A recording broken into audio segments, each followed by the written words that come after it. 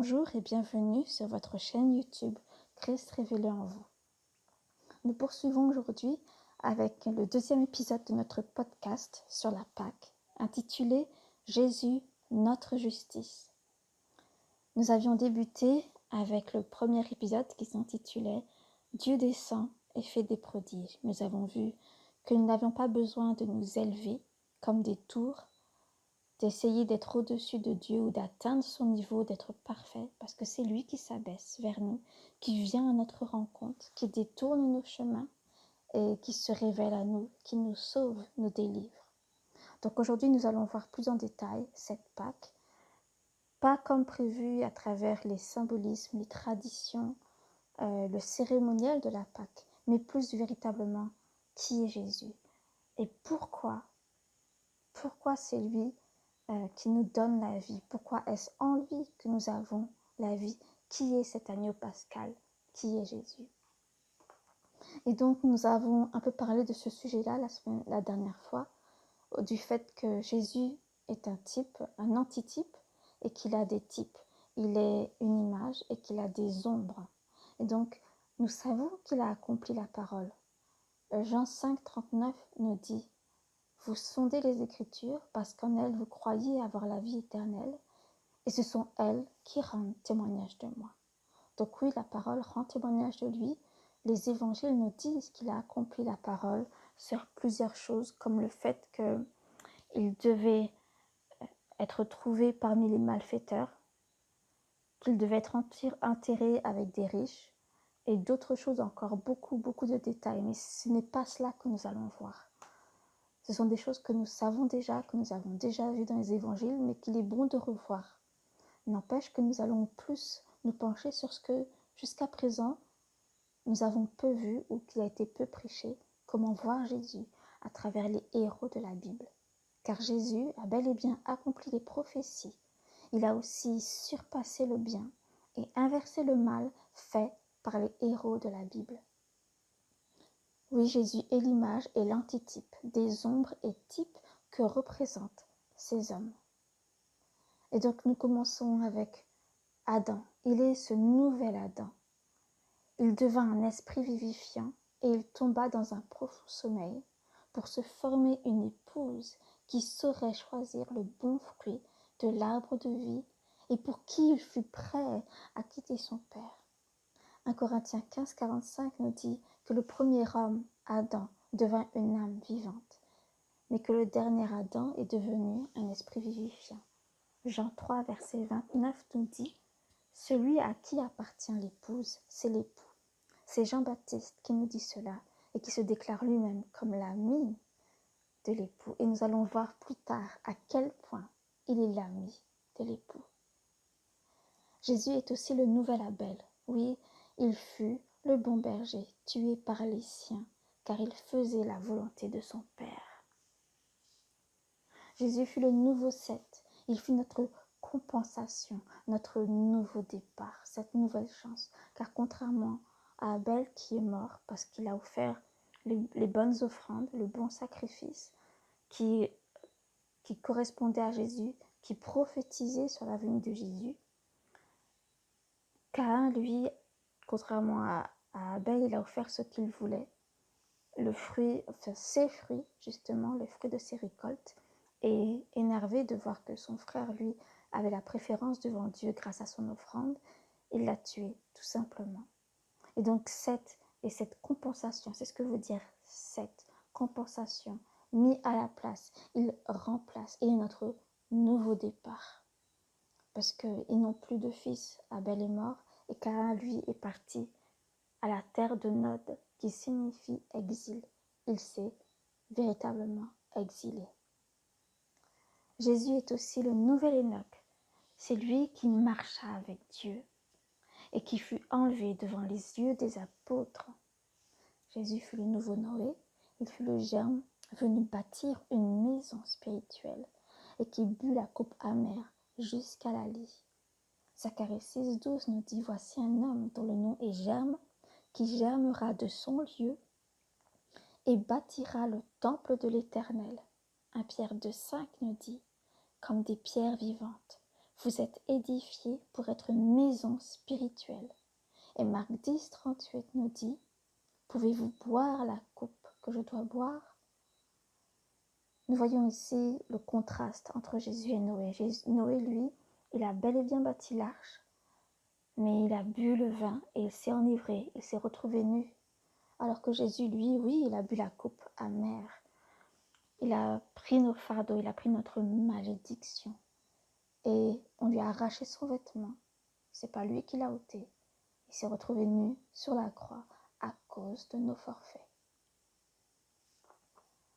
Jésus est aussi le nouvel Abraham. Il fut celui que Dieu appela à quitter sa patrie, le ciel, pour faire de lui une grande nation, et qu'il utilisa afin de délivrer les siens qui ont été captifs, afin d'intercéder pour eux en raison du feu qui doit descendre du ciel.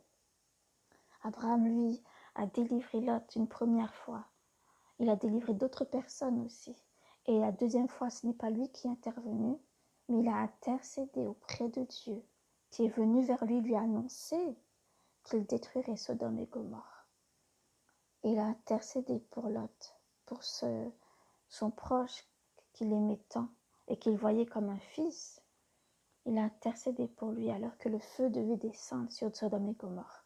Mais Jésus, lui, il nous a délivrés et il intercède pour nous protéger du feu, de la géhenne qui descendra du ciel et qui détruira toutes choses éternellement.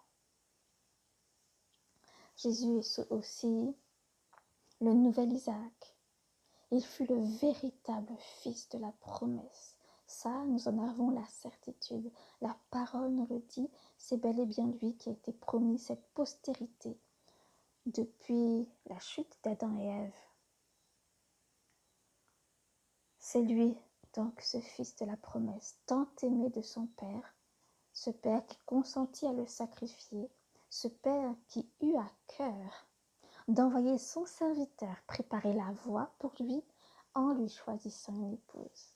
Et nous parlons ici de Jean le Baptiste, qui est cet ami de l'époux. Et justement, Jean-Baptiste déclare dans Jean 3, 28 et 29, « Ce n'est pas moi qui suis le Christ, mais j'ai été envoyé devant lui. L'ami de l'époux qui est présent et qui l'écoute est ravi de joie d'entendre la voix de l'époux, et cette joie qui est la mienne est parfaite. » Jésus est le nouveau Jacob. Il fut bien plus intéressé par le droit d'aimer et par les bénédictions de son père que son frère qui renonça pour de la nourriture. Nous voyons ici Ésaü qui est un type d'Adam. Oui, tout comme Adam, il a vendu la domination, les bénédictions que Dieu avait pour lui. Pour cela, pour se nourrir, pour compenser son ventre. Alors que ça allait passer, c'était éphémère. Et il a perdu les richesses éternelles. Pour quelque chose qui ne nourrit pas vraiment, en fait. Et donc notre nouveau Jacob, lui, il obtint ce droit d'aimer ainsi que toutes les bénédictions sans aucune ruse. Mais il lutta en implorant Dieu dans le jardin de Gethsémani. Oui, il a imploré Dieu et il a préféré faire sa volonté, la volonté du Père plutôt que la sienne. Et donc la victoire fut sienne après avoir été frappé, cloué sur la croix. Tout comme Jacob a été frappé à la hanche dans sa lutte avec l'Éternel.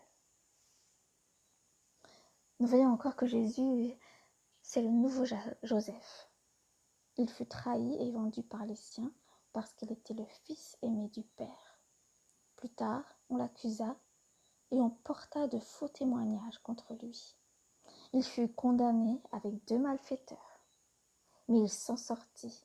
Il en sortit vainqueur et pardonna ses frères qui ne le reconnurent pas de suite.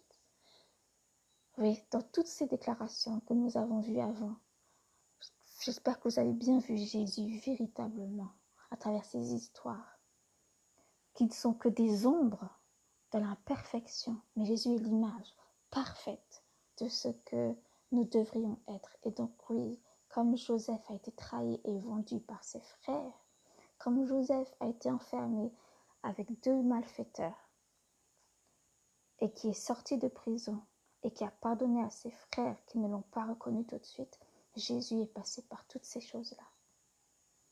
Et pour finir, la dernière personne que nous voyons, il y a d'autres personnes que nous pourrions voir aussi encore. D'autres ombres, il y en a tellement. Mais je vous laisse le soin de la rechercher parce que si je devais poursuivre, je crois que cette vidéo durerait des heures. Et donc oui, il est ce nouveau Moïse. Il fut menacé, notre Jésus fut menacé par un décret, à cause duquel beaucoup d'enfants périrent. Il devint le fils d'une femme qui n'était pas sa mère.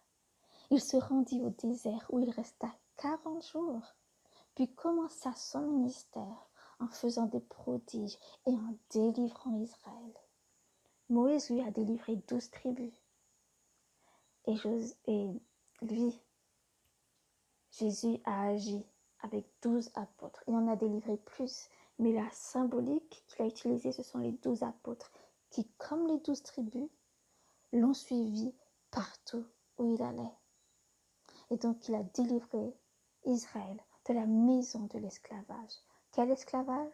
L'esclavage du péché, l'esclavage de l'ennemi, celui-là, Satan, qui, tel Pharaon, se prend pour un grand palais, qui veut se placer au-dessus de Dieu et qui veut avoir l'adoration qui revient à Dieu.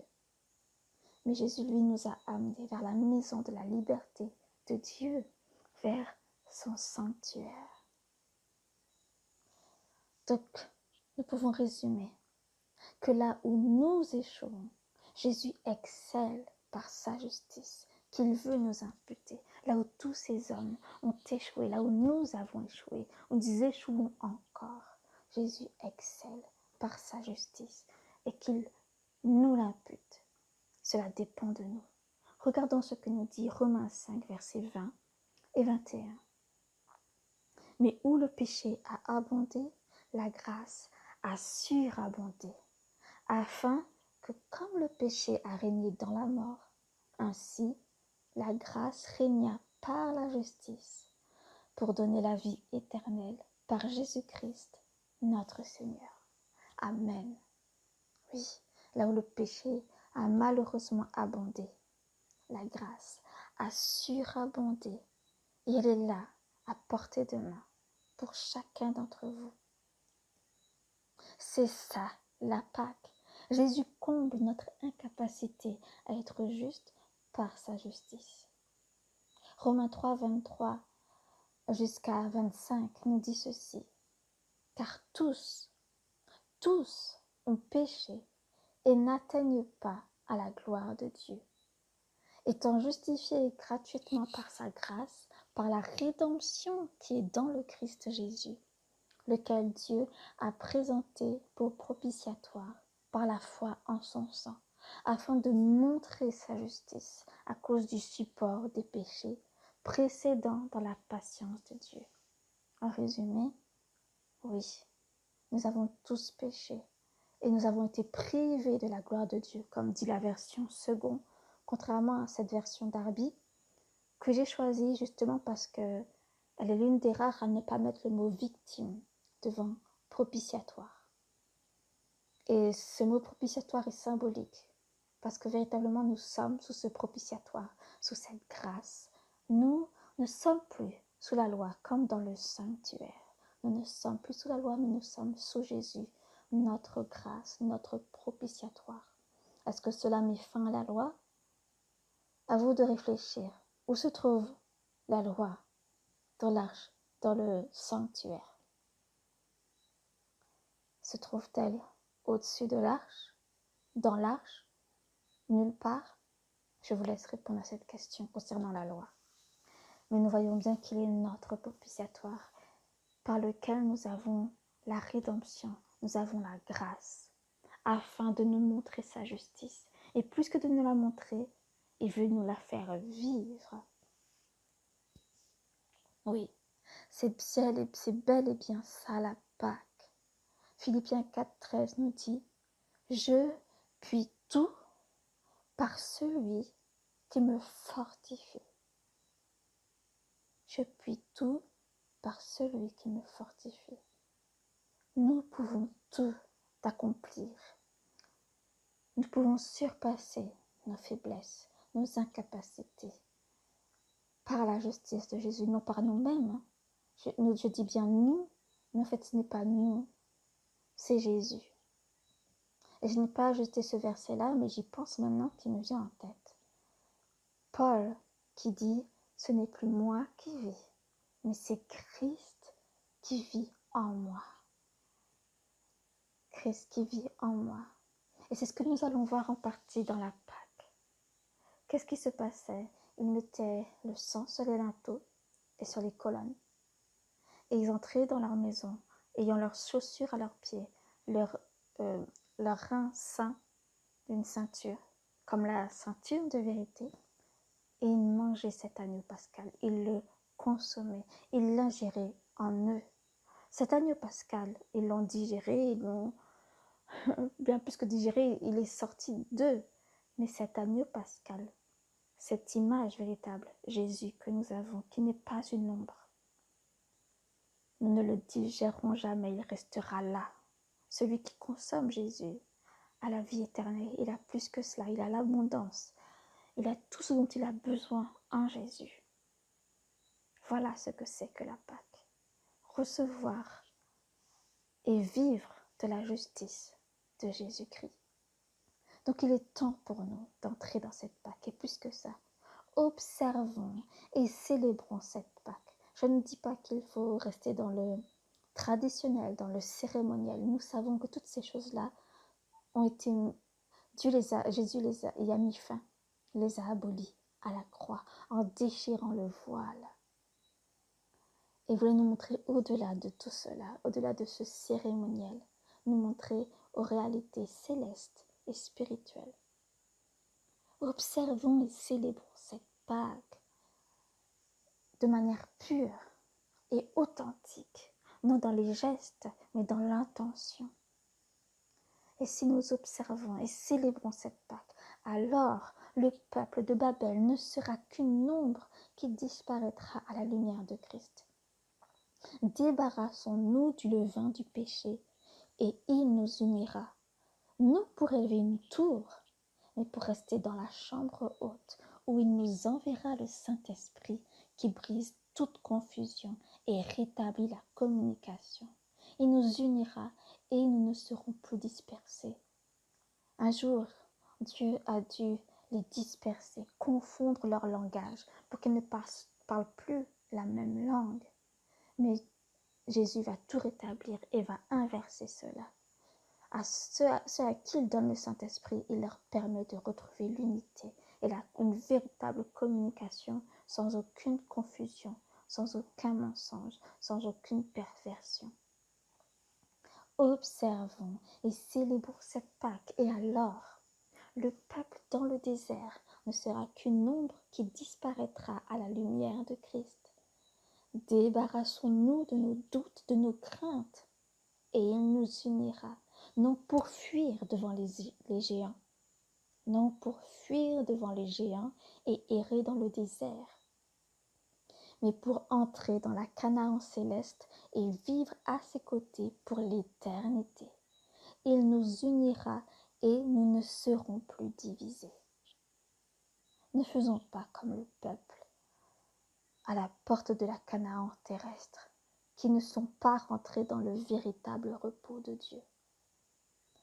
Repos qui n'annule pas le véritable repos quotidien, enfin hebdomadaire. Le repos hebdomadaire et aussi quotidien que nous avons en Dieu. Mais ce rendez-vous qui nous donne chaque semaine. Non. Je parle ici du repos spirituel et céleste que nous avons en Dieu. Ce repos que nous promet Jésus. Venez à lui et il vous donnera du repos. Et il vous fera porter un joug qui sera bien plus léger. Voilà ce qu'est la Pâque. Observons et célébrons-la. Et alors il nous unira et nous ne serons plus divisés. C'est cela ce que je nous souhaite. Et je prie pour que chacun d'entre nous soyons bénis par ce que nous venons de voir.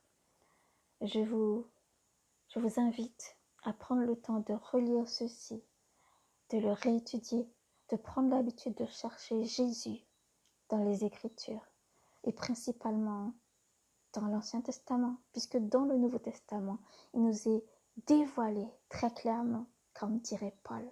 C'est un évangile dévoilé que nous avons. Et cet évangile dans l'Ancien Testament est le même. Mais il faut que nous habituions nos cœurs et nos yeux à voir Jésus, même dans la perfection de l'homme, pour voir comment lui, il a amené les choses à la perfection. Et Dieu nous bénira, j'en suis certaine. Permettez-moi de prier pour vous. Père éternel, nous te bénissons d'avoir permis que, en ce temps de confinement, nous puissions parler de cette Pâque, pas juste pour la manière de la célébrer, mais de la vivre éternelle, de la comprendre, car nous ne pouvons pas vivre quelque chose que nous ne comprenons pas. Et j'intercède, je t'implore éternel, pour toutes ces personnes qui entendent ce podcast sur la Pâque, mais plus que ma voix, qui entendent ta voix, afin qu'ils comprennent véritablement, éternel, ce que tu veux pour eux à travers cette Pâque, les faire vivre ta justice. Donc, éternel, fais-les rentrer dans tes plans pleinement, afin qu'enfin ils puissent vivre et jouir de tout cela, de tout ce que Jésus leur apporte. Merci Père, je t'ai prié au nom de Jésus. Amen.